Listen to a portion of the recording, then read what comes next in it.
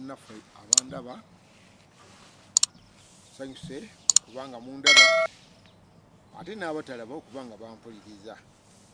Nze Ssemambo Christopher nga bulijjo n'olwaleero tuzze nga tutambula n'olulimi lwaffe Oluganda n'ekisoko ky'olwaleero nga kigamba nti Nyajala Gayide. Bw'owuliranga omuntu emirundi egisinga ebisoko bino bikwata ku bantu olw'okwegendereza embeera y'ensi, kubanga omuntu yalina okutetenkanya ebintu byonna bisobole okuba nga bibeera mu bulambulukufu bwabyo obutasaanawo nga Katonda yabitugerekera. Kuba munnaffe abamu bo basalawo ne basaanyaawo ebintu by'obutonde ebya Mukama Katonda byeyatuwa. Ekyo buba ne TV yaffe kwe tutambulira tugiyita obutonde TV. Twagala nnyo obutonde obwo butambule. Naye ng'ekisoko kyayo kigamba Nyajala Gayide.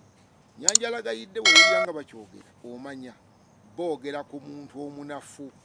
Era n'emirundi egisinga singa oba ogenda kuwasa olina kugamba nti mwana muwala oyo gw'otwala nga Nyajala Gayide. Kitegeeza okulya ayagala naye okukola tayagala. Kati olina okuba omwegendereza onoomukwata otya.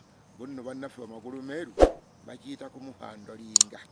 Bannange neyanziza neyanzeege tuddingane mu mulundi omulala.